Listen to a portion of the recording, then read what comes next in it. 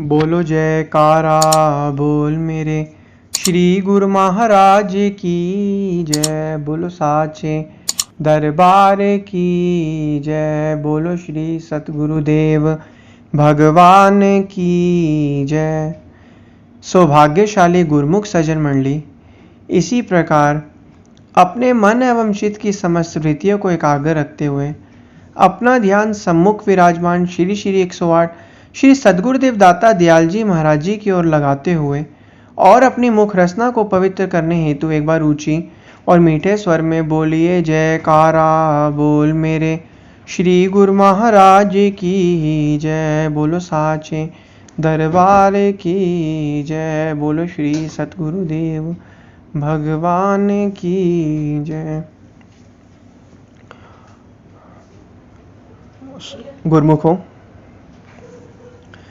आज हम देख सकते हैं कि ये समय कितना रफ्तार से चल रहा है। समय की जो रफ्तार है उसको आज हर एक मनुष्य अनुभव कर सकता है कि समय कितनी तेज गति से चल रहा है। और जितना जितना समय तेज गति से चल रहा है, मनुष्य की जो ये आयु है वो भी दिन बर दिन खत्म होती जा रही है। और इसी कारण जो मनुष्य है उसे पता ही नहीं कि जो ये समय असली में बीता जा रहा है इतनी रफ्तार से, उसमें उसे करना क्या है। क्योंकि जीवन जो है वो एक गाड़ी है और समय उसके पहिए हैं। जीवन जिस तरीके से एक कार को चलाने के लिए उसके पहिए जब तक चलेंगे नहीं तो कार तभी आगे नहीं बढ़ेगी, उसी प्रकार जीवन भी एक गाड़ी के समान है कि जीवन एक गाड़ी है। वो गाड़ी जो है वो किस पे डिपेंड है? पहिए पर, जो कि समय के पहिए हैं। जितना समय के पहिए आगे चलते रहेंगे उतनी जीवन की जो गाड़ी है आगे चलती रहेगी। पहले बचपन की अवस्था होती है, फिर जवानी की अवस्था आती है, उसके बाद फिर बुढ़ापे की अवस्था होती है। बचपन तो खेलने कूदने में बीत जाता है, जवानी पढ़ाई में और नौकरी और काम धंधों में बीत जाती है, और बुढ़ापे में जब प्रभु का नाम सिमरन करने का समय आता है तब शरीर जवाब दे देता है। तो इस संसार में जो परमात्मा ने श्वास रूपी जो सेल दिए हैं हमें, हमने उसका यूज़ कब किया? हमने उसको नाम में कहाँ लगाया? हमने नाम कब जपा? हर एक मनुष्य अपने अंदर ये अनुभव कर सकता है कि आज चाहे वो 10 साल का है, 20 का है, 25 का है, 40 का है, 60 का है, 70 का है, 80 का है, जितनी बार भी उसने श्वास लिए हैं उन श्वासों में उसने कितनी बड़ी नाम जपा है।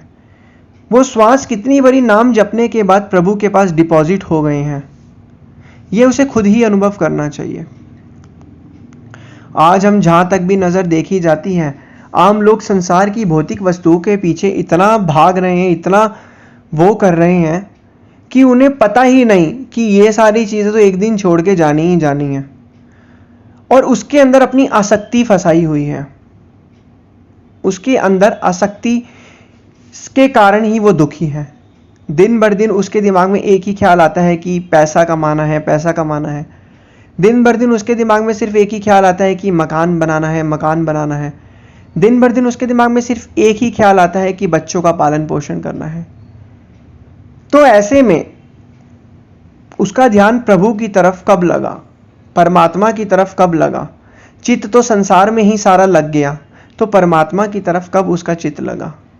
ध्यान से समझने और सोचने वाली बात है कि हम क्या कर रहे हैं, हम ऐसा क्यों कर रहे हैं, और क्या हमारे इसको करने से फ़ायदा क्या है। चलो ठीक है, अगर करने से फ़ायदा है, संसार में चित्त फंसाने से और भौतिक वस्तुओं की आसक्ति रखने से इसका फ़ायदा है, तो क्या आप सच में आज सुखी हैं? क्या वो आत्मिक आनंद और शांति आपको प्राप्त है?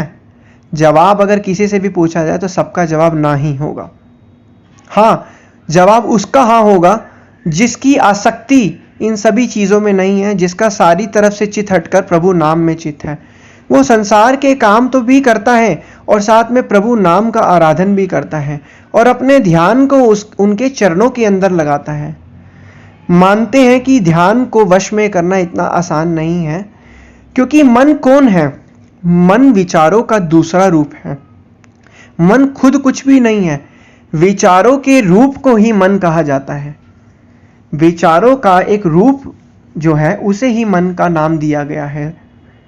इसीलिए जो मनुष्य है वो मन के अंदर में उसके विचारों के अधीन आकर ही हमेशा दुखी और परेशान है। वो अपने भावों और इमोशंस को समझ ही नहीं रहा है। वो जो भी कल्पना करता है उसे सच मानने लग जाता है और इसी कारण ही वो दुखी और अशांत है और उसे सत्य का पता ही नहीं है। लेकिन कुछ गुरमुख, कुछ भाग्यशाली गुरमुख हैं जिन्हें सत्य की परख है, जिन्हें सत्य का बोध है। और उन्हें सत्य का बोध कब और कैसे हुआ?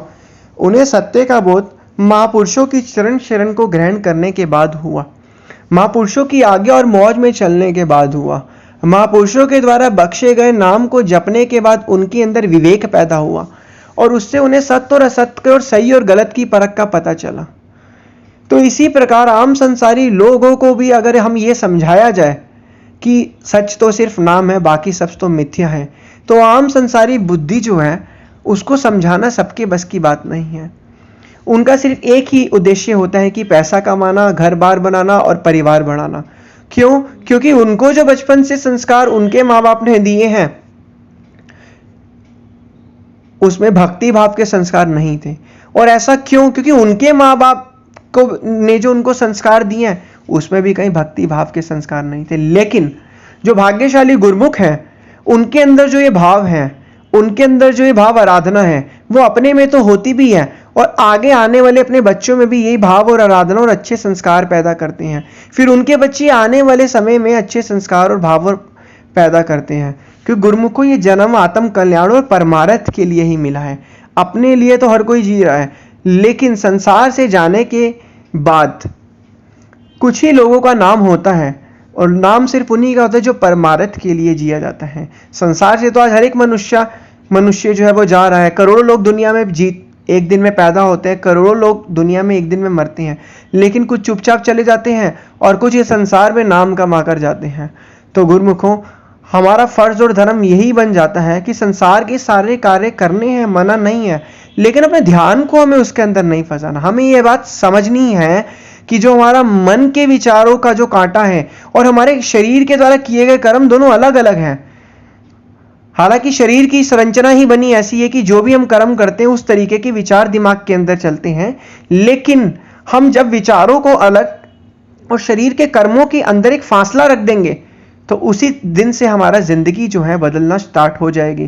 क्योंकि जो फासला होता है वो फासला ही शांति का प्रतीक होता है।